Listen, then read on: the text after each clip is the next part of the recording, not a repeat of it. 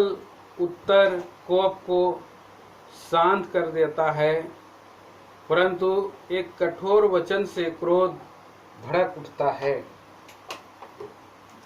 तो पवित्र वचन को आप लोग आज छोटा वाला बाइबल मेरा वाला दीजिए।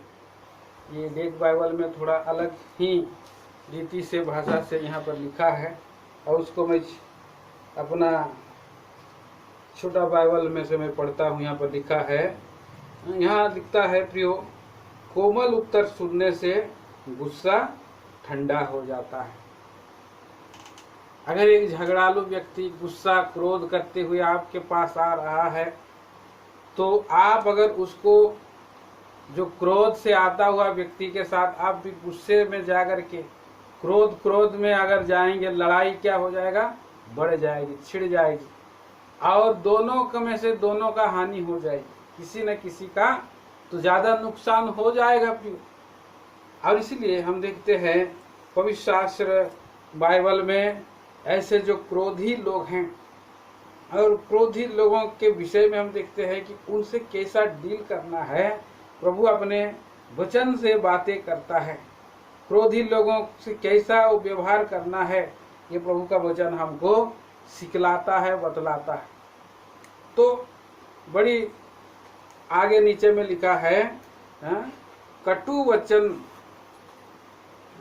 कोमल उत्तर सुनने से गुस्सा ठंडा हो जाता है। कितना सुंदर बात है कि कोमल उत्तर हमें देना है। कोमल उत्तर देने से गुस्सा ठंडा हो जाता है। नम्रता क्रोधित व्यक्ति को शांत कर देगी, परंतु कहे हुए क्रोधपूर्ण वचन क्रोध को उत्पन्न करता है। क्रोधपूर्ण वचन से ही क्रोध उत्पन्न होता है। कटु वचन से क्रोध भड़क उठता है। तो कटु वचन नहीं बोलना है। कोई बात को लोग इतना एकदम गुस्से से बोल देते हैं, तो क्रोध मनुष्य का भड़काने वाला बात हो जाता है। जीव के अंदर में ऐसी गुण स्वभाव है जो उससे लोगों को अनुग्रह की बातें भी निकल सकती है, कोमल बातें भी निकल सकती है, और क्रोध भी निकल सकता है। तो हमारा व्यवहार सलोना हो, कोमल हो। प्रभु के लोगों के लिए विशेष करके कोमल भाषा, पोलाइट जीवन का भाषा जो है यही है। 2 वचन में पढ़ते हैं, बुद्धिमान ज्ञान का ठीक बखान करते हैं, हाँ, परंतु मूर्खों के मुंह से मूर्खता उगल आती है। हाँ। तो बुद्धिमान व्यक्ति ज्ञान का ठीक बखान करने वाले होते हैं। तो हम देखते हैं, हमें जो है कि मूर्ख नहीं बनना है।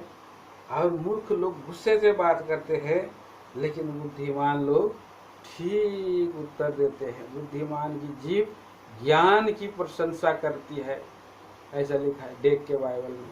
बुद्धिमान की जीभ ज्ञान की प्रशंसा करती है, परंतु मूर्खों के मुंह से मूढ़ता उमड़ती है।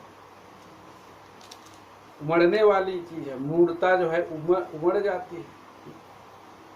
क्रोध निकालने का उदाहरण 5 लोगों को हम देखते हैं जो क्रोध से भर गए थे, और वहां पर हम देखते हैं क्रोध को निकाल करके चलते थे। लेवियों की किताब उसका 10 अध्याय और 16 से 20 वचन। हारून जो है क्रोध को उसने निकाला है, और क्रोध नहीं किया मतलब वो लोग क्रोध को शांत किया है। रूबेनी भी जाति के लोग यहोशू की किताब 22 अध्याय में जब पूरा लोग चढ़ आए थे, क्यों ये दूसरी वेदी बना रहे हैं, तब उन्होंने बड़ा ही दीनता के साथ क्रोध से दौड़ते हुए लोगों के साथ बड़ा ही ज्ञान और दीनता से व्यवहार किया। और हम देखते हैं भी गिडियन के बारे में। गिडियन भी जो है अपने आप को बहुत, न्यायों की किताब 1 से 3 वचन पढ़ दीजिए। न्यायों की किताब जजेस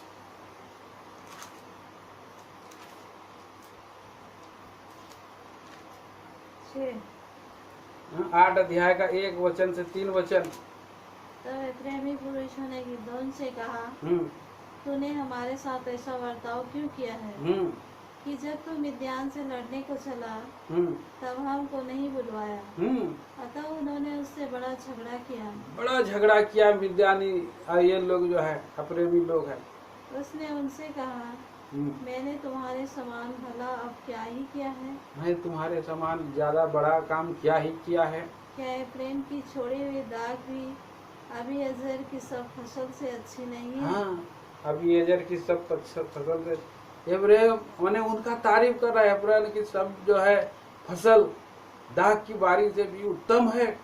और ऐसा वो कोमलता से जवाब दिया है। फिर आगे, तुम्हारे ही हाथों में हम्म परमेश्वर ने ओरेब और जेब नामक मिद्यान के हाकिमों को कर दिया। हाँ, तब तुम्हारे बराबर मैं कर ही क्या सका। कर ही जा।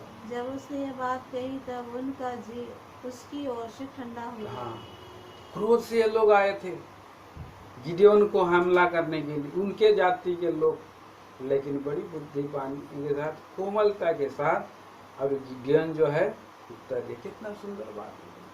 जितना बड़ी हानि को उसने जो है कोमल उत्तर से और शांत कर।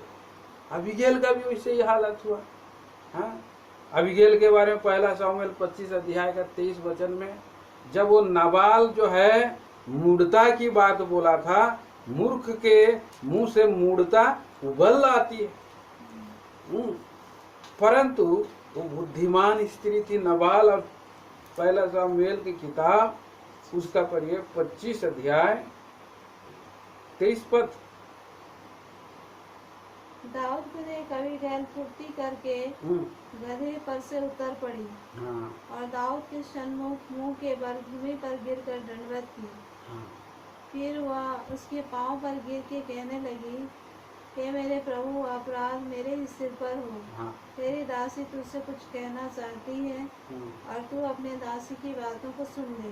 हाँ, कितना दीनता से उसने जो है कि पेश आई। बड़ा ही क्रोधित होकर के दाऊद आया था। और जब कोमल उत्तर सुन लिया दाऊद, अबीगेल ने सिर के बल झुक करके दंडवत कर दी, तो उसका क्रोध तुरंत उतर गया, शांत हो गया। क्रोध से जवाब नहीं देना। कोई व्यक्ति क्रोध कर रहा है तो क्रोध से जवाब नहीं देना है, उस समय शांत करना। वो हम इसके हन्ना के बारे में भी हम देखते हैं 1 शमूएल के किताब में, उसका 1 अध्याय का 15 से 17 वचन में। उस संदर्भ में हम देखते हैं कि बड़ी दुखी होकर के प्रभु के घर में आकर के वो ऐसे मन में प्रार्थना कर रही थी। मुंह नहीं निकल रहा था, पर शब्द बोल रही थी। मुंह के जो शब्द थे निकल रहे थे, आवाज नहीं निकल रही। तो जो याजक था एली, क्या बोला ये? हाँ, पढ़िए। हन्ना ने कहा, तब एली ने उससे कहा, तू कब तक नशे में रहेगी? तू कब तक नशे में रहेगी? अपना नशा उतार।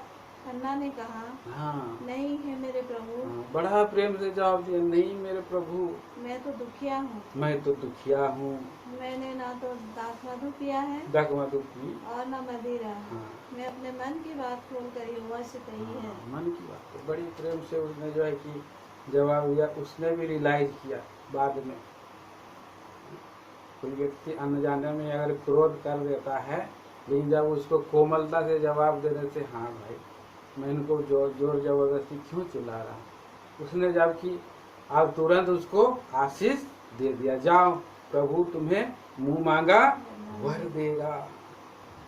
पर बहुत लोग जो है क्रोध का बदले में क्रोध से ही जवाब देते हैं। बहुत सा लोग, अप्रेमी लोग ऐसा किए और उनका प्राण का हानि हुआ है। मूर्ख थे वो लोग, अप्रेमी लोग। न्यायों की किताब 12 अध्याय का 1 से 4 वचन में आप पढ़ेंगे कि उन्होंने जो है मूर्खता से जवाब दिया। किसको? इफ्ता को। पढ़िए उसको। तब प्रेमी पुरुष इकट्ठा होकर शापोन को जाकर इफ्ता से कहने लगे, जब तू अम्मोनियों से लड़ने को गया तब हमें संग चलने को क्यों नहीं बुलाया? उल्टा दोष लगा रहे हैं। हम तेरा घर कुछ समेत जला देंगे। इफ्ता ने उनसे कहा, मेरा और मेरे लोगों का अम्मोनियों से बड़ा झगड़ा हुआ था, और जब मैंने तुमसे सहायता मांगी तब तुमने मुझे उनके हाथ से नहीं बचाया। तब यह देखकर कि तुम मुझे नहीं बचाते, मैं अपने प्राणों को हथेली पर रखकर अम्मोनियों के विरुद्ध चला, और यहोवा ने उनको मेरे हाथ में कर दिया। फिर तुम अब मुझसे लड़ने को क्यों चढ़ाए? फिर झगड़ा हो गया उनका।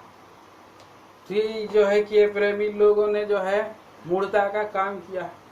इस्राएल और यहूदा के लोग भी जब दाऊद राजा को वापस योनातान जब जो अब्सलोम गुजर गया, मर गया, उसके बाद उसको लेकर के आ रहे थे, तो इस्राएल और यहूदा के बीच में भी ताना तानी हो गया, झगड़ा हो गया। मूर्ता का काम किया वो लोग।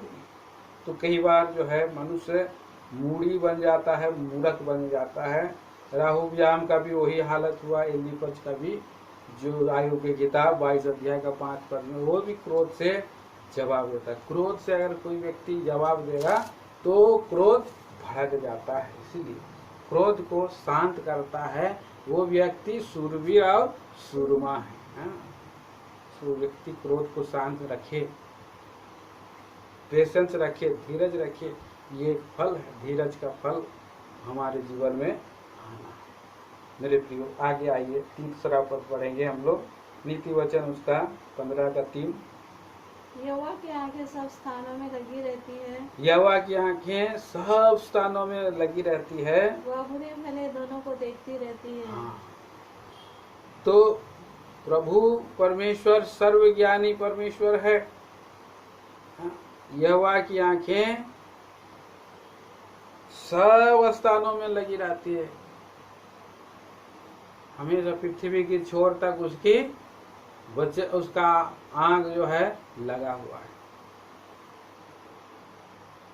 दूसरा इतिहास का 9 अध्याय का 16 वचन में लिखा है, पृथ्वी की परमेश्वर उन लोगों को क्या करता है, सहायता के लिए, सामर्थ दिखाने के लिए उसकी आंखें क्या है। तो पढ़ लीजिए उस वचन को भी। देख, यहोवा की दृष्टि सारी पृथ्वी पर इसलिए फिरती रहती है कि जिनका मन उनकी ओर निष्कपट रहता है। हाँ, परमेश्वर की ओर निष्कपट मन रहता है। उनकी सहायता में वो अपनी सामर्थ दिखाए। सहायता में सामर्थ दिखाए। तो यहोवा की आंखें लगी रहती है, कहाँ, पृथ्वी की छोर तक। सबों को, जो कोई उनको देख रहा है, कोई उनको जो है, और कोई दाएं देख रहा है, कोई बाएं देख रहा है, कोई छुप रहा है, तो सबको देख रहा है। आदम क्या कर रहा है, छुप रहा है। मुझे प्रभु नहीं देखे बोल के वो छुप गया। प्रभु ने भी पुकारा, आदम आदम तू कहाँ छुपा बैठा है। अपने आप को कोई छुपा नहीं सकता है, नहीं छुपा सकता मेरे ये जीवन को। अपनी भूलों को प्रभु मान लेता हूँ, ऐसा गीत है। हम अपने हृदय के पाप को भी नहीं छुपा सकते हैं। क्या परमेश्वर का देखना मनुष्य का देखना में अंतर नहीं है? मनुष्य तो बाहर की बातों की ओर देखता है, लेकिन परमेश्वर के दृष्टि उसके मन में उपजता हुआ एक एक ख्याल, एक एक आवाज, बातों को देखता है। मन में असाध्य रोग लगा है, सबको प्रभु देख रहा है। सो ये मन में लगे असाध्य रोग को अगर स्वर्गीय डॉक्टर को नहीं दिखाएंगे, प्रभु यीशु मसीह को नहीं दिखाएंगे, इलाज नहीं हम सौंप देंगे, तो कैसे उसका दवा करेगा? जान रहा है उसको बीमारी है। तो हमारी प्रभु सम्मति देगा, बुद्धि ज्ञान देगा, और अपने आँखों से अगुवाई करेगा। पढ़ेंगे उस वचन को भी, भजन 32 अध्याय का 8 वचन में प्रभु का वचन कहता है, पढ़ लीजिए, मैं तुझे बुद्धि दूंगा, जिस मार्ग में चलना होगा तुझ अगुवाई करूँ। आँखों की दृष्टि में अपनी आँखों से इशारा करके अगुवाई करूँगा। सो इस तरह से प्रभु अगुवाई करता है। प्रभु सबको देखता है, बुराई को देखता है। बुराई को देखने वाला आदम को देखा, अकान को देखा, बेलशास्सर राजा को देखा, भलाई को भी प्रभु देखता है।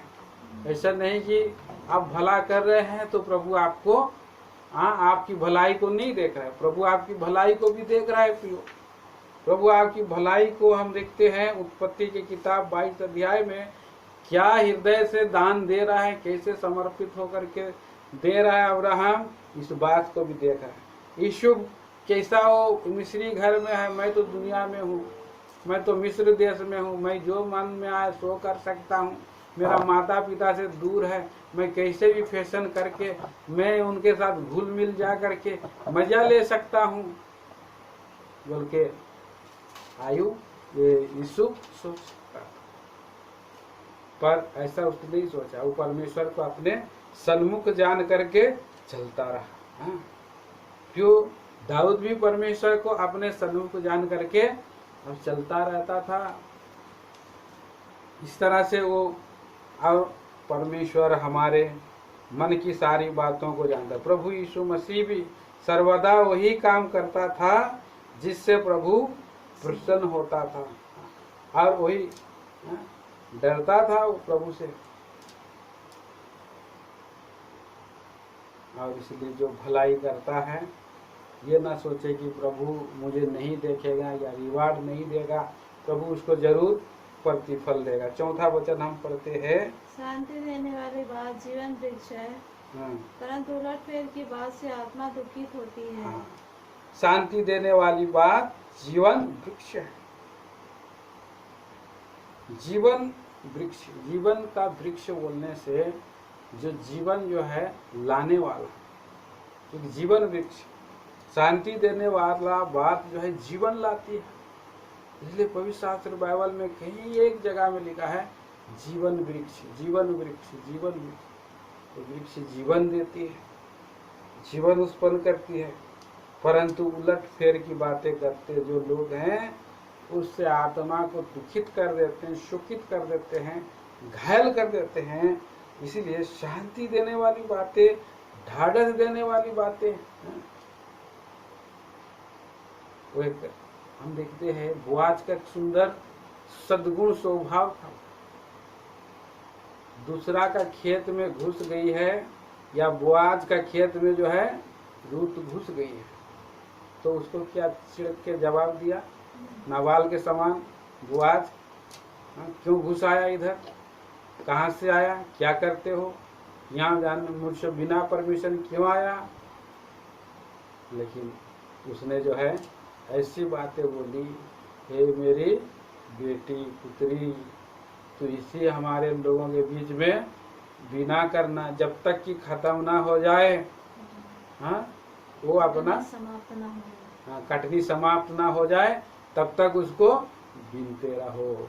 थोड़ा थोड़ा मेरा और प्रजा जो काम करने वाले वो लोग भी जो है थोड़ा छोड़ दो, गिराते जाओ, और पानी का घटी होगा तो यहाँ से पीना है। तो कितना उसको शांति देने वाली बातें, मन में शांति बैठने वाली बात, कितना सुंदर बात है। जीवन का वृक्ष है, पढ़ दीजिए उसका, अगर हम पढ़ देंगे तो वही पद को बहुत अच्छा रहेगा। पहला रूत की किताब, पहला सामुएल से पहले, और उसका हम पढ़ेंगे दूसरा अध्याय, और पढ़िए उसका 8 वचन से पढ़ते जाइए। तब बोआज ने रूत से कहा, ये मेरी बेटी, क्या तू सुनती है? किसी दूसरे के खेत में बीनने को ना जाना, मेरी ही दासियों के संग यही रहना। जिस खेत को मैं लौती हूँ उसी पर तेरा ध्यान बंधा रहे, और उन्हीं के पीछे पीछे चला करना। क्या मैंने जवानों को आज्ञा नहीं दी कि वे तुझे तंग ना करें, और जब जब तुझे प्यास लगे तब तक तू बर्तनों के पास जाकर पानी पीना। 10 पद तक पढ़िए। जिसे जवान लोग भरते हैं। तब वह भूमि तक झुककर मुँह के बल गिरी और उससे कहने लगी, क्या कारण है कि तूने मुझ परदेशी पर अनुग्रह की दृष्टि करके मेरी सुधि ली है। 13 पद भी। उसने कहा, हे मेरे प्रभु, तेरे अनुग्रह की दृष्टि मुझ पर बनी रहे, क्योंकि यद्यपि मैं तेरी दासियों में से किसी के बराबर भी नहीं हूँ, यद्यपि मैं तेरे दासियों में से किसी के बराबर नहीं हूँ, तो भी तूने अपनी दासी के मन में बैठने वाली बातें कहकर मुझे शांति दी। शांति, ढाढ़स दिया। ये जीवन का वृक्ष है, जीवन की बातें हैं, क्योंकि जीवन दाता परमेश्वर के घराने में वो आ गया है, बोआज के पास आ गया, हाँ, यहोवा के पंखों के तले आ गया। आप ऐसा सोचना है कि जो आपके पास आया है, आप अपने शांति दाता परमेश्वर को रिप्रेजेंट करने के लिए प्रभु ने एक अवसर दिया है, मौका दिया है कि हम प्रभु को प्रेजेंट करें, उसकी दया, उसका प्रेम को, शांति देने वाली जीवन के वृक्ष के बारे में। प्रभु यीशु मसीह स्वयं जीवन का वृक्ष है। तो आगे हम पढ़ते हैं 5 पद, नीति वचन 15 का 5। मूढ़ अपने पिता की शिक्षा का तिरस्कार करता है, परंतु जो डांट को मानता वह चतुर हो जाता है। मूढ़ व्यक्ति होता है ऐसा, अपना पिता का बात को नहीं मानता है। कितने सारे और मनुष्य है इस संसार में जो पिता का बात को नहीं मानते हैं प्रिय। ये लोग मूढ़ है और उनकी आयु घट जाती है, ये लोग नाश हो जाते हैं।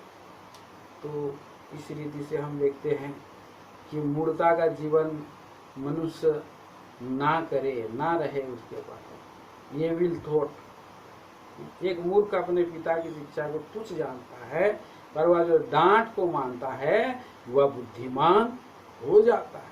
6वां पद पढ़िए, ये 5 बातें हैं।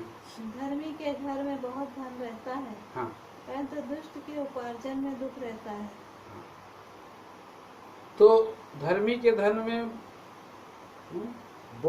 धर्मी के घर में बहुत धन रहता है, परंतु दुष्ट की आमदनी में दुख रहता है, दुख रहता है।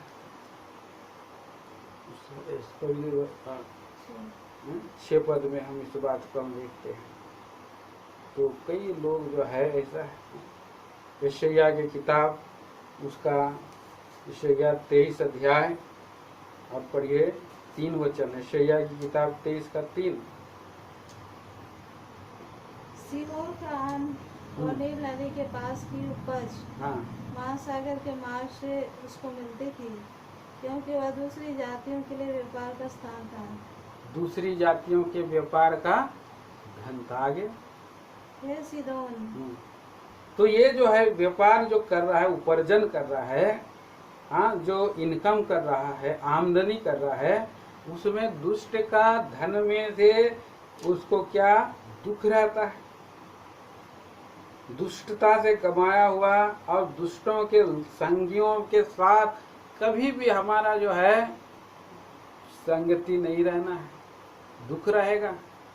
कि विश्वासी लोग देखते हैं कि एक अच्छा विश्वासी और दूसरा अन्य जातियों के साथ बिजनेस का पार्टनरशिप रखते हैं। बिजनेस का पार्टनरशिप में वो सोचते हैं कि मैं फलाना भाई तो अच्छा है, उससे मैं पार्टनर जरूर जो है कि हम लोग कर सकते हैं।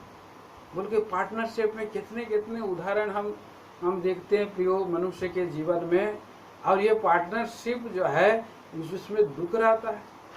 जो जगह में नहीं जाना वो जगह जाना पड़ेगा, जो काम नहीं करना वो काम वही काम करना पड़ेगा। इसीलिए असमान जुए में नहीं जुटना है, पार्टनरशिप में ऐसा काम नहीं करना। और भी कई पवित्र शास्त्र बाइबल में लिखा है, यिर्मयाह की किताब उसका 12 अध्याय का 13 वचन भी पढ़िए। यिर्मयाह की किताब,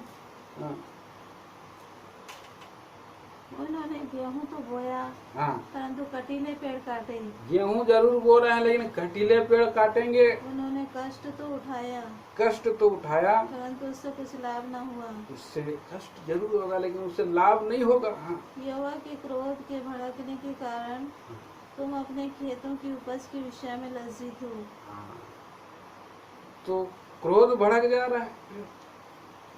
कई पवित्र शास्त्र के और अनेक जगहों में हम देखते हैं।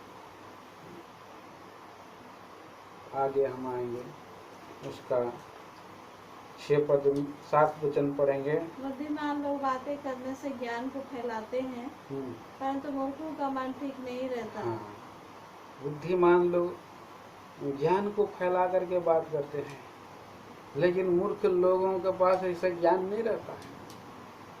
और हम पढ़ते हैं प्रियो यहाँ पर और 8 वचन में पढ़ेंगे। 8 वचन। दुष्टों के बलिदान से यहोवा घृणा करता है, दुष्टों के बलिदान से यहोवा घृणा करता है, परंतु वह सीधे लोगों की प्रार्थना से प्रसन्न होता है। हाँ। तो दुष्टों के बलिदान, दुष्ट लोगों के बलिदान, और हम देखते हैं ऐसा कोई साहब बहुत सारे लोग हैं जो दुष्टताई करने में माहिर हैं। उन लोगों का बलिदान हम देखते हैं, कैन का बलिदान को देखते हैं। कैन जो है कि बलिदान चढ़ाया, दुष्टताई से बलिदान चढ़ाया था। साहुल भी दुष्टताई किया, वो बलिदान चढ़ाया, जैसे तैसे चला, और इंतजार भी नहीं किया। जैसे पहला शामुएल का 15 अध्याय, और के उत्पत्ति उसका 4 अध्याय का 5 वचन, और यहूदी लोग यशायाह की किताब उसका पहला अध्याय 11 से 15 पद तक पढ़ें। यशायाह की किताब 1 अध्याय 11 से 15 और 66 का 3 पढ़िए। यहोवा ये कहता है, मैं तुम्हारे मुंह बहुत से मेल बलि मेरे किस काम के हाँ, हैं? मैं तो मेढ़ों के होम बलियों से और पाले हुए पशुओं की चर्बी से आघा गया हूँ। मैं बछड़ों के या भेड़ों के बच्चों या बकरों के लहू से प्रसन्न नहीं होता।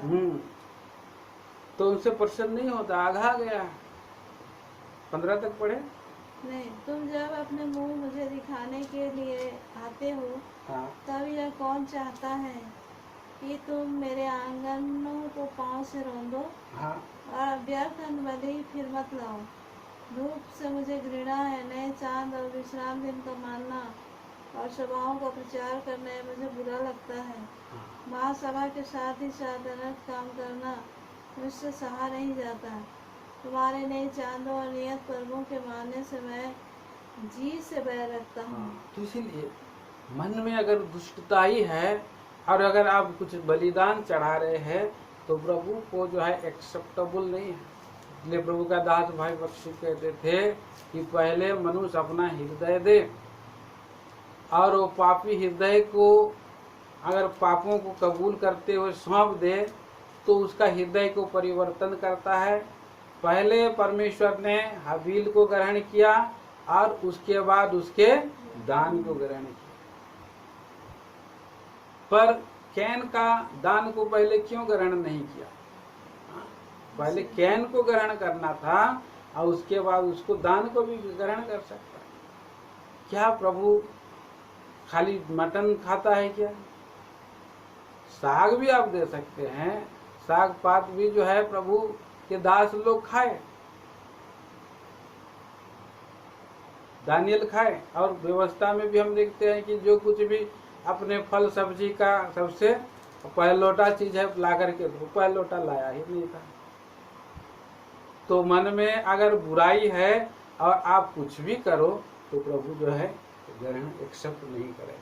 इसलिए दीनता स्वभाव उससे प्रभु प्रसन्न होता है, खुश होता है। हाँ, अगर आपका हृदय सच्चा है तो प्रभु आपका आशीष को ग्रहण करेगा, आपका बलिदान को ग्रहण करेगा और आपको आशीष देगा। आइए हम लोग 9 वचन भी पढ़ते हैं। दुष्ट के चाल चलन से यहोवा को घृणा आती है, हाँ, परंतु जो धर्म का पीछा करता उससे वह प्रेम रखता है। हाँ। तो दुष्ट का चाल चलन को प्रभु घृणा करता है। इसका चाल चलन वैसे था, कैन का चाल चलन वैसे ही था। परंतु जो धर्म का पीछा करता है, सच्ची भक्ति करता है, परमेश्वर उसको प्रेम करता है, प्रेम करता है। 10 वचन भी पढ़ेंगे। जो मार्ग को छोड़ देता उसको बड़ी ताड़ना मिलती है। जो बैकस्लाइड जीवन बिताता है, मार्ग को छोड़ देता है, उसको जो है ताड़ना मिलती है। और जो डांट से बैर रखता हाँ, वो अवश्य मर जाता है। 2 काम है। आप प्रभु का वचन हमको करेक्शन करता है। जब हम उद्धार पाने से पहले लोग सोचते हैं कि भाई मैं प्रभु यीशु मसीह को ग्रहण करूंगा तो मुझे जो है अच्छी नौकरी मिलेगी अच्छी पत्नी मिलेगी, अच्छा और आशीष घर द्वार होगा, सब कुछ हो जाएगा। आशीष के लिए, अर्थली आशीष के लिए भी बहुत लोग प्रभु यीशु मसीह के पास आए हैं। और उन लोगों को, कोई लोग तो शादी विवाह के लिए भी आ जाते हैं। शादी विवाह, मुझे सुंदर लड़की मिलेगी, और किसी से कोई जो है मसीही बहन भी हम देखते हैं कि अन्य जातियों से और ऐसा मेल करते हैं, बातचीत करते हैं, और वो लोग भी बाद में क्या देते हैं, ऑप्शन देते हैं।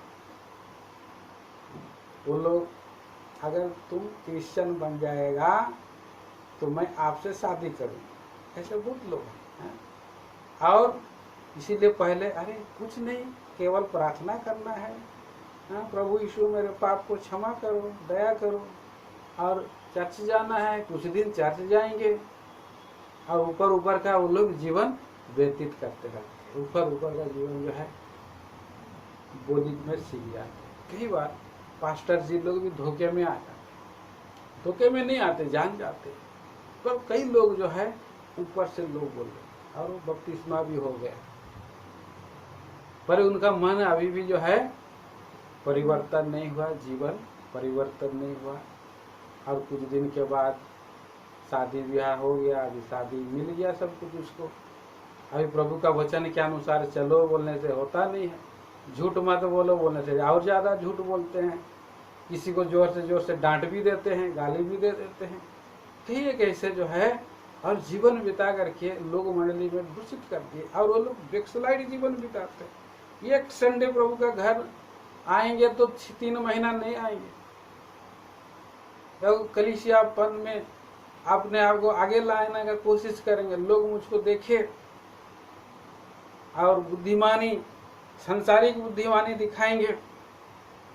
बैकस्लाइड जीवन ये लोग जो जीते हैं प्यो, और इन लोगों को वापस जब वो लोग जाते हैं तो क्या होता है, बैकस्लाइडपन में वो और भी बिगड़ जाते हैं, क्योंकि झाड़ा बहौरा देखता है दुष्ट आत्मा, ये सब जो है घर झाड़ा बहौरा है, चलो और भी 7 दुष्ट आत्मा ला करके अंदर घुस जाता है दुष्ट आत्मा, ताकना मिलता है उसको। बैकस्लाइड जीवन में जाते हैं, क्योंकि वचन हमें काटता है, छांटता है, ठीक ठाक करता है, लेकिन लोग जो है कानों की खुजली के अनुसार वचन ढूंढने का कोशिश करते हैं। इसलिए जो मार्ग को छोड़ देता उसको बड़ी भारी ताड़ना मिलती है, और जो डांट से बैर रखता है वो अवश्य मर जाता है, अवश्य मर जाता है। तो कितने सारे लोग मर गए डांट से बैर रखने के कारण। आहाब भी वैसे ही था। आहाब का उदाहरण देखिए, दूसरा इतिहास 18 अध्याय में, वो इजेबेल से शादी कर लिया, और बाद में क्या हो गया, इजेबेल उसको मूर्ति पूजा के लिए बहका दी, और जो रामोत और गिलाद में जबरदस्ती चढ़ाई किए हैं, बाद में उनका हानि हो गया और आहाब मर गया। कई एक लोग ऐसे मनोवृत्ति के हैं। आइए हम लोग आगे आएंगे, 11 वचन पढ़ेंगे। जबकि अधलोक और विनाश लोक यहोवा के सामने खुले रहते हैं, तो निश्चय मनुष्य के मन भी। हाँ, तो यहाँ पर अधोलोक और विनाश लोक यहोवा के सामने खुले रहते हैं। परमेश्वर के सामने में है अधोलोक है, अब दोन बोल के विनाश लोक है, यहोवा के सामने खुले हैं। तो वो फिर क्या, मनुष्य के बच्चों के हृदय कितना अधिक खुला हुआ है। इसलिए हृदय खोल करके प्रभु के पास आना है। 12 वचन पढ़ेंगे। ठट्टा करने वाला डांटे जाने से प्रसन्न नहीं होता, हाँ, और न वह बुद्धिमानों के पास जाता है। बुद्धिमानों के पास नहीं जाता। ठट्टा करने वाला, हंसी मजाक करने वाला, वो प्रसन्न नहीं होता है। इसीलिए वो ठट्टा करने वालों के सामने में कई बार हम लोग जो है मोती नहीं डाल सकते हैं। स्वरों के आगे कैसे मोती डाल सकते हैं? ठट्टा करने वाले नहीं होना है। 13 वचन हम पढ़ते हैं 13 वर्ष। मन आनंदित होने से एक आनंदित हृदय मुख पर भी प्रसन्नता छा जाती है। हाँ, परंतु मन के दुख से आत्मा निराश होती है। तो प्रसन्न मनोवित मुख पर दिखाई देता है और आत्मा भी निराश हो जाता है जब हृदय दुखी होता है। इस कल के दिन में हमने देखा था कि दाऊद भी जो है कि उदास हो गया था कई बार, क्योंकि आशा पूरी नहीं हो रही थी। तो जो कुछ भी मन जो है दर्पण है, शरीर चेहरा का जो है मन को रिफ्लेक्ट करता है। चेहरा में आप दुखी हैं या हंसमुख हैं, निराश हैं या कुछ है, दिखाई देता। 14 वचन में लिखते हैं 14 वर्ष, समझ वाले का हृदय ज्ञान की खोज में रहता है, परंतु मूर्ख के मुंह में मूढ़ता भरे रहती। समझ वाले मनुष्य सुलेमान ज्ञान की खोज में था। सुलेमान को प्रभु जो है अधिक ज्ञान भी दिया। शिवा की रानी ज्ञान की खोज में थी और समझदारों को लिए जब वो समझदारी के साथ हृदय से ज्ञान की खोज में रहता है तो प्रभु उसको सच्चा ज्ञान भी देते हैं। सच्चा ज्ञान उसी खोजा को पढ़ रहा था वचन, लेकिन उसको समझ में नहीं आ रहा और इसलिए प्रभु का आत्मा फिलिपुस को उठाकर लेकर गया और फिलिपुस पीछे पीछे दौड़ा रथ के साथ साथ और कहा, फिलिपुस क्या जो आप पढ़ रहे हैं उसको समझते भी हैं? इतना बड़ा व्यक्ति और एक व्यक्ति जो है बिना चप्पल का दौड़ रहा है प्रभु के लोग, तो इतना बड़ा आदमी होकर के खोजा होकर के उसने ज्ञान के बातों को हृदय से ढूंढ रहा था। मैं नहीं समझ पा रहा, मुझे कोई नहीं समझाएगा तो मैं कैसे समझूंगा, और उसने तुरंत रथ पर चढ़ा लिया खोजा और समझाना का काम चालू किया और समझ गया पियो, और उसने प्रभु यीशु मसीह को परमेश्वर का पुत्र के रूप में स्वीकार किया और उसने जो है प्रभु यीशु को ग्रहण किया। बिरियावासी लोग भी और ये लोग ज्ञानी लोग से हृदय से ढूंढते थे। 17 अध्याय प्रेरितों के काम 11 पद पढ़िए। प्रेरितों के काम 17 अध्याय और 11 वचन।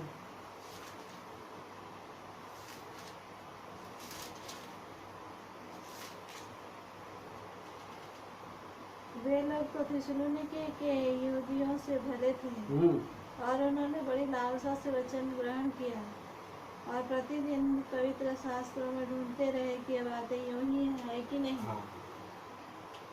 तो इसी तरह से यूं ही है कि नहीं, ये लोग ढूंढ रहे, क्योंकि समझदार का हृदय ज्ञान की खोज में रहता है, इसीलिए ढूंढते रहता है। वो लोग बेकार में नहीं बैठते, नई बातों की खोज में रहते थे। अब पौलुस को यूं ही वो बातों को जो है कि और इग्नोर करके नहीं चले जाते थे। भाई एक सप्ताह रुकिए, हम लोग पवित्र शास्त्र में ढूंढेंगे ये बातें है कि भी नहीं है। और उन दिनों में पवित्र शास्त्र स्क्रॉल में रहता था, अच्छा सा एकदम वो घूमने वाला पट्टिया में रहता था, उसको ढूंढते थे, खोजते थे, और सच्चाई से जो खोजते हैं उनको मिल जाता है। 15 वचन हम पढ़ेंगे, आइए। नीति वचन 15। दुखियारे के सब दिन दुख भरे रहते हैं, परंतु जिसका मन प्रसन्न रहता है वह मानो नित्य भोज में जाता है। दुखियारे सब दिन दुखी रहता है। तो कई बार बिना मतलब के मनुष्य दुख में रहते हैं। हमेशा जो है उनका मुंह में जो है एक प्रकार का दुख रहता है। भाई मेरा ये काम नहीं हुआ, भाई मेरा ये काम है, वो काम है, भाई नहीं हो रहा है।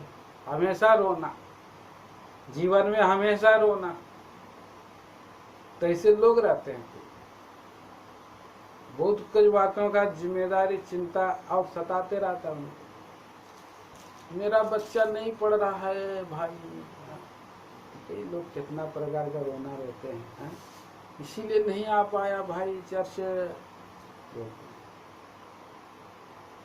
परंतु प्रभु में सब जो आ जाते हैं वो लोग हर परिस्थिति में प्रभु में आनंदित रहते हैं। पौलुस भी कहता है आनंदित रहो, rejoice in the Lord always, I say again rejoice. तो प्रभु में आनंदित रहो। और वो जब प्रभु में आनंदित रहते हैं, हर एक दिन भोज में जाता, भोज का घर में जाता हो, सारी चिंता बोझ डाले हुए हैं कई प्रभु के दास लोग। और ये प्रभु का जन है, व्यक्ति है, भाई हमारा मंडली क्या है, गांव में रहते हैं, खेती बाड़ी करते हैं, ट्रैक्टर भी है उनके पास, बहुत मेहनत परिश्रम करते हैं। लेकिन वो बोलते हैं भाई मैं अपने जब खेती बाड़ी में चिंता में मैं पड़े रहता हूँ तो मुझको जो है कुछ भी अच्छा से मैं खा नहीं पाता हूँ। लेकिन जब मैं आपके साथ प्रभु की सेवा संगति में जाता हूँ तो मुझे हर दिन जो है कि भोज ही भोज मिलता है, हर दिन मैं खाते रहता हूँ अच्छा से अच्छा। तो प्रभु हमें अपने लोगों को उत्तम पदार्थों को खिलाता है। जवान सिंहों को घटी होगी, लेकिन जो परमेश्वर का खोजी हैं, उसके डरवैये हैं, किसी भली वस्तु की घटी नहीं हो। दुखियारे का दिन, सब दिन दुख भरे होते हैं, दुखियारा है। और 16 वचन पढ़ेंगे। घबराहट के साथ बहुत रखे हुए धन से यहोवा के भय के साथ थोड़ा ही धन उत्तम है। तो संकट के धन की उपेक्षा प्रभु के भय के साथ गरीबी उत्तम है। थोड़ा ही धन, थोड़ा धन में प्रभु हमें शांति देता है। जो हमें बहुत ज्यादा धन लेकर के जा भी नहीं सकते। परमेश्वर का राज में एक सुई भी नहीं ले जा सकते, है कि नहीं? परमेश्वर का राज में यहाँ से एक सुई ले सकते हैं? उस धनी व्यक्ति के पास कितना धन था, लड़का के पास सब, उसके पास ज्ञान और बुद्धि और भंडार सब कुछ, परंतु वो धन इस संसार का था, उसकी रक्षा संभाल के लिए और उसकी देखभाल करने के लिए कितना सारी और समस्याएं, चिंता थी। लोगों को बहुत भूख भी नहीं लगती है जब चिंता इतना रहती है। परंतु जिसके पास थोड़ा ही है, आज खाया और शांति से अच्छा से सो गया, वो व्यक्ति धन्य है, उत्तम है वो व्यक्ति। तो जहाँ तेरा धन है वहाँ तेरा मन, वहाँ तेरा मन है। तो प्रभु यीशु मसीह ने उस धनी व्यक्ति को बोला कि सुई के नाके से ऊंट निकल सकता है, लेकिन धनवान स्वर्ग राज में पहुंचना बहुत कठिन है। घबराने वाला धन भी है। धन का धोखा मनुष्य को क्या कर देता है? धन का धोखा, संसार की चिंता आत्मा में हमें नहीं बढ़ा सकता, परमेश्वर का राज में हम जा नहीं सकते और हमको दबा देता है। आगे हम पढ़ेंगे 17 वचन। प्रेम वाले घर में साग पात का भोजन, प्रेम वाले घर में साग पात का भोजन बैल वाले घर से पले हुए बैल का मांस खाने से उत्तम है। सो प्रेम का घर में साग पात भी बहुत मीठा रहता है। सब भाई बहन आपस में प्रेम में और आदर करते हुए एक साथ बैठ करके साग भात मिल करके खा रहे हैं। थोड़ा साग इसको बांट रहे हैं, थोड़ा साग इसको बांट। कई घर में हम देखते हैं कि अच्छा अच्छा टेबल लगाया जाता है, लेकिन टेबल में भी मन नहीं मिलता है, झगड़ा होता है। तुमने मसाला क्या क्या डाला, ये डाला वो डाला, लड़ाई झगड़ा होगा। तो कई बार हम देखते हैं कि दाऊद, ये साउल और योनातान टेबल में बैठे थे, झड़प हो गए, लड़ गए दोनों। दाऊद का पक्ष में एक था और दाऊद का बाप दाऊद का विरोध में। सब खाने के मेज में होता है लड़ाई झगड़ा।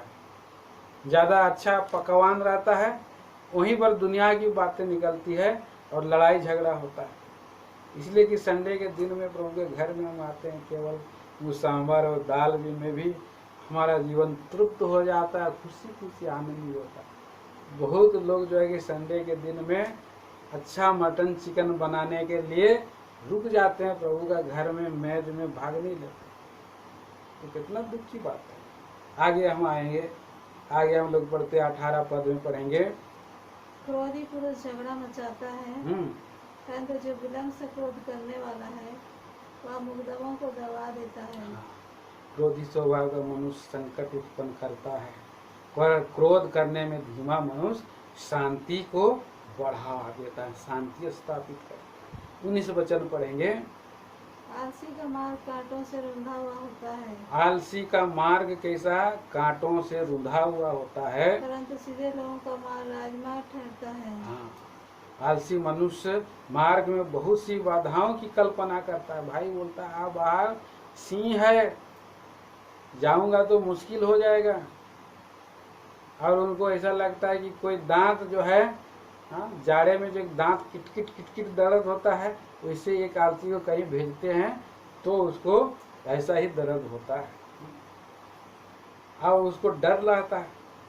परंतु धर्मी के लिए जो काम वो करना चाहेगा वो सब काम उसके दृष्टि में सफल हो जाता है, समतल दिखाई देता है उसको। धर्मी का मार्ग समतल राजमार्ग के समान हो जाता है, इसलिए काम सफल हो जाता है उसका। और इसलिए तो हम देखते हैं कि सब काम सफल होता गया सामुएल का, सब काम सफल हो गया। यीशु का बाधा भी आई लेकिन उसने कभी आलसी नहीं दिखाई। 20 वचन पढ़ेंगे। बुद्धिमान पुत्र से पिता आनंदित होता है, हाँ, परंतु मूर्ख अपनी माता को तुच्छ जानता है। तो बुद्धिमान पुत्र हमारा प्रभु यीशु मसीह है, जो प्रसन्न है परमेश्वर, और ऐसा ही प्रिय पुत्र के समान आज्ञाकारिता में बढ़ने वाला व्यक्ति। मूर्ख बच्चे अनाज्ञाकारिता ढीठ और हट्टी होते हैं, माता पिता को तुच्छ जानने वाले होते हैं। तो आगे हम पढ़ेंगे 21 पद में। निर्बुद्धि का मूर्खता से आनंद होता है, हाँ, परंतु समझ वाला मनुष्य सीधी चाल चलता है। हाँ, मूर्खता उसके सिर पर एक आनंद है, जिसमें विवेक की कमी है, हाँ? परंतु समझ मनुष्य सीधी चाल चलता है। इसको ऐसा लिखा है, यहाँ पर पढ़ते हैं, मूर्खों को मूर्खता में आनंद मिलता है, पर बुद्धिमान मनुष्य समझदारी से चलता है। मूर्खों को मूर्खता में आनंद मिलता है। पढ़िए फिर से पढ़िए।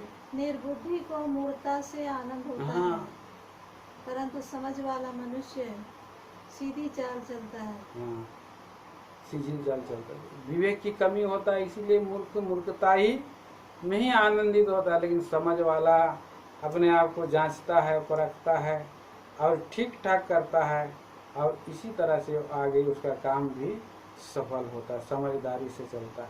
21-22 वचन में क्या लिखा है? बिना सम्मति की कल्पनाएं निष्फल हुआ करती है, परंतु बहुत से मंत्रियों की सम्मति से बात ठहरती है। हाँ, तो योजनाएं असफल हो जाती है, क्योंकि ये जो सम्मति नहीं दिया जाता, इसीलिए हो जाती है। आगे हम आएंगे, प्रयोग 23 वचन पढ़ेंगे।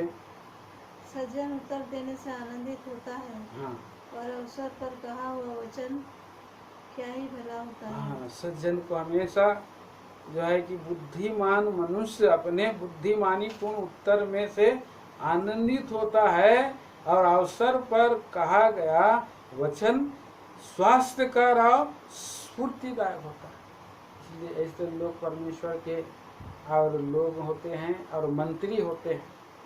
ऐसे लोग समझ, राजा भी ऐसे मंत्रियों को ढूंढता है।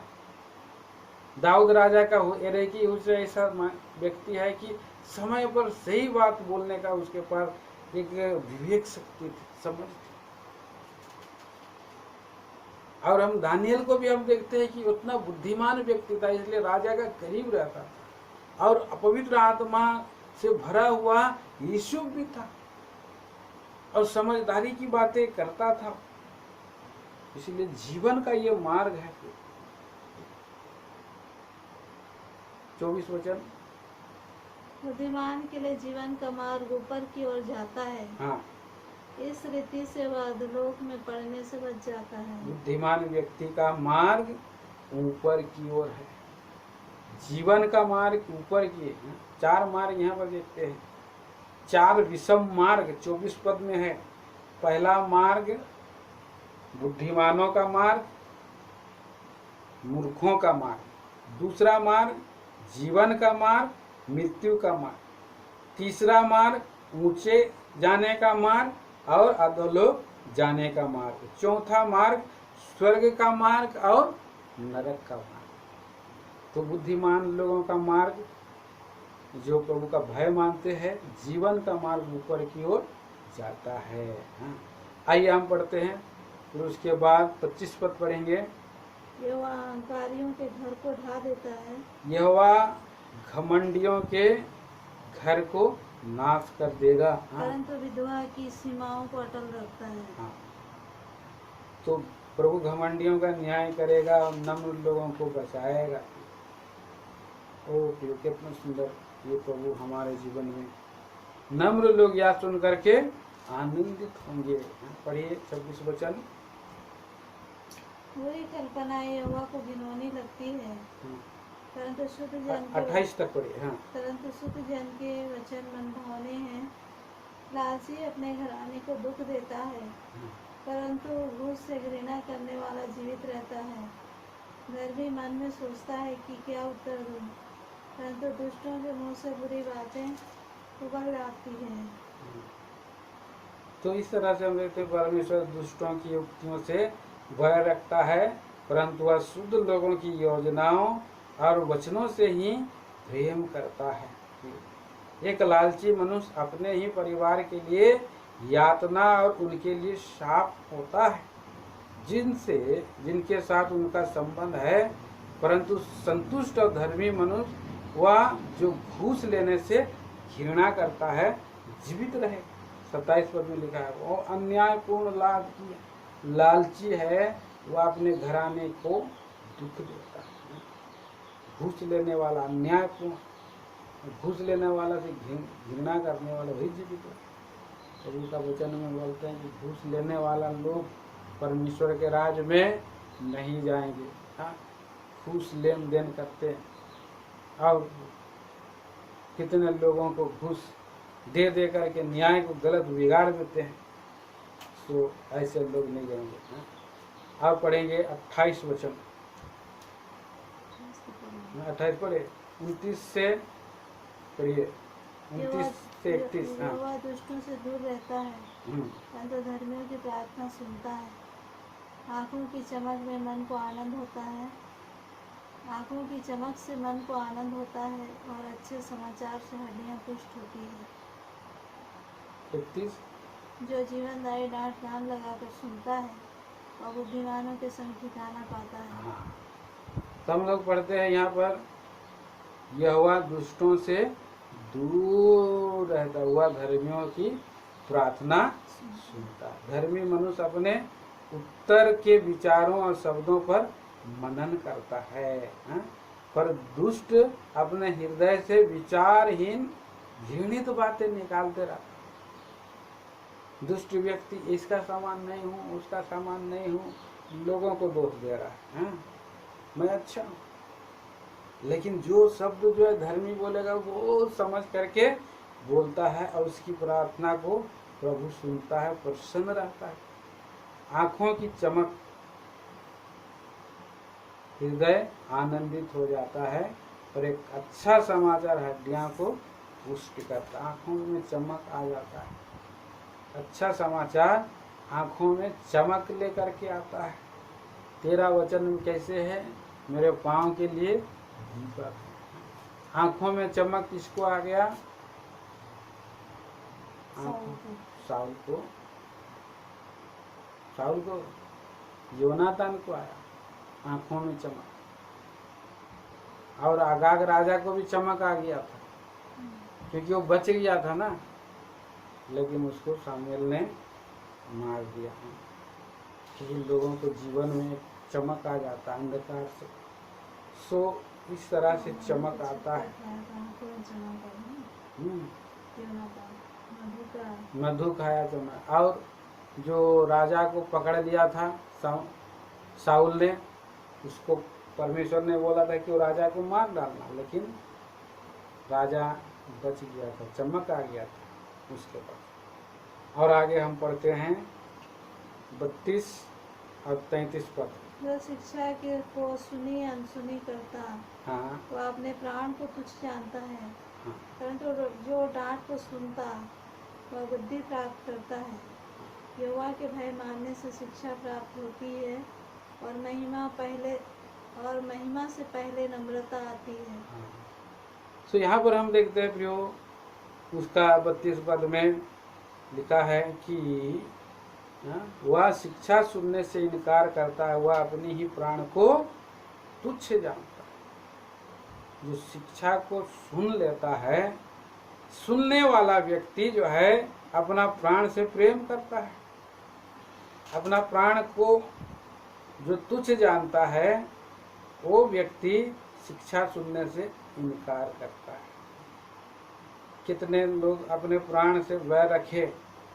एक दातान था, गिनती की किताब 16 अध्याय, उसने जो है शिक्षा की बातों को कान नहीं लगाया, मूसा से विरोध किया और हारून से विरोध किया, मरियम से विरोध किया। वो परमेश्वर के वचन को बोलने वाले थे, शिक्षा को बोलने वाले थे, उनको घृणा किया, वो लोग बैर किया। सिदकिय्याह राजा भी ऐसा ही किया, और यिर्मयाह नबी के बात को उसने जो है इनकार किया, प्राण का हानि उठाया। नबूकदनेस्सर राजा भी दानियल की वचनों को सुन करके भी जो है उसने और शिक्षा को नहीं माना। कितने सारे गिरासेनी लोग भी लूका 8:37 में क्या किया उन्होंने, प्रभु यीशु मसीह जब चंगा कर दिया उस व्यक्ति को देख करके भी वो लोग ने प्रभु यीशु मसीह से विनती किया कि हमारा जगह से बाहर निकल, हमारा सिवाने से चले जाओ। कितना ये लोग जो है ये सब शिक्षा लेने की, आंखों से देखकर शिक्षा लेने की बात थी, पर ज्ञान पाए आयु के मित्र लोग, उन्होंने ज्ञान पाए। सामरी स्त्री भी जो है शिक्षा को सुनी, उसको दोष लगाया गया, फिर भी वो दीन हो गई, हे प्रभु आप तो भविष्य रखता है। 2 चेले भी वापस आ गए और उनको प्रभु उलाहना दिया, शिक्षा दिया। वो गए कहाँ पर जा रहे थे वो लोग, इम्माउस के मार्ग में जा रहे थे, शिक्षा दिया तो वो लोग रिटर्न आ गए। पौलुस को भी प्रभु शिक्षा दिया। तो ये जो है शिक्षा को जो प्रेम करते हैं वो जीवन उनके पास होता है, पर जो डांट को सुनता है वो समझ प्राप्त होता है। 33 पद में हम पढ़ते हैं कि यहोवा का भय मानना बुद्धि में शिक्षा प्राप्त करना और सम्मान से पहले दीनता होती है। पढ़िए उसको अपना भाषा में। 33 पद। यहोवा के भय मानने से शिक्षा प्राप्त होती है, हाँ, और महिमा से पहले नम्रता आती है। मैं 12 प्रकार का आशीष बोलूंगा। परमेश्वर का भय मानने वाले को 12 प्रकार का आशीष होती है।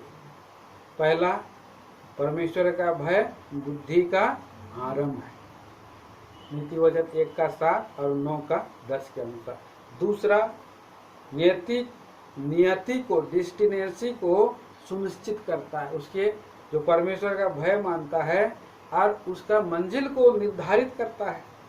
तीसरा जो है, परमेश्वर का भय मानने से बुराई से हटना में सहायता होती है, नीति वचन 3:7 और 16:6 में लिखा है। चौथा जो है, परमेश्वर का भय मानने से बुराई से घृणा करने के लिए हमें प्रभु सहायता करता है। पांचवा जो है, जो परमेश्वर का भय मानता है उसकी दिनों की लंबाई होती है, आयु बढ़ती है। छठवां जो है, क्या होता है छठवां, दृढ़ विश्वास आता है, नीति वचन 14:26। और सातवां, जीवन का सोता होता है, 14:27 में लिखा है। परमेश्वर का भय जीवन का सोता है। और 8वां आशीष जो है हमें संतुष्ट करता है। पढ़िए उसका 15 का 26, नीति वचन 15 का 16। हाँ? संतुष्टि मिलती है परमेश्वर का घबराहट भय। के साथ बहुत रखे हुए धन से यहोवा के भय के साथ थोड़ा ही धन उत्तम है। हाँ, परमेश्वर का भय मानता है, थोड़ा ही धन उसको उत्तम है। और 9वां जो आशीष क्या है, बुद्धि की शिक्षा मिलता है। हाँ, 15 का 33 में यहोवा का भय मानना बुद्धि की शिक्षा मिलता है। अब 10वां आशीष जो है, जो परमेश्वर का भय मानता है, वो जीवन को बढ़ाता है। 19 का 23 में लिखा है, नीति वचन 19 का 23। और 11वां जो आशीष है, यहोवा का भय मानना धन, सम्मान और जीवन देता है। 22 का 34 में लिखा है, नीति वचन। और 12वां आशीष क्या है, हाँ, सबोपदेशक, उसका 8 का 12। इसको पढ़ेंगे, खत्म करेंगे। सबोपदेशक की किताब 8 का 12, 12वां आशीष। चाहे पापी 100 बार पाप करे हाँ, और अपने दिन भी बढ़ाए, तो भी मुझे निश्चय है कि जो परमेश्वर से डरते हैं, जो परमेश्वर से डरते हैं और उसको अपने सन्मुख जानकर भय से चलते हैं, हाँ, उनका भला ही होगा। हाँ, उनको आशीष ही मिलेगा, भला ही मिलेगा। आइए हम लोग प्रिय नीति वचन के इन पदों के द्वारा हमारा प्रभु हमें आशीष करे, प्रार्थना करें। प्यार पिता परमेश्वर, धन्यवाद देते हैं नीति वचन 15 अध्याय के द्वारा आपने स्वर्गीय आत्मिक सनातन आशीषों को उंडेले और प्रभु आपका वचन के घेरे में पाए जाने के लिए सहायता मदद करें। प्रार्थना लाते हैं मसीह यीशु के नाम में सुने, स्वर्ग राज में ग्रहण करें पिताजी। आमीन। Praise the Lord.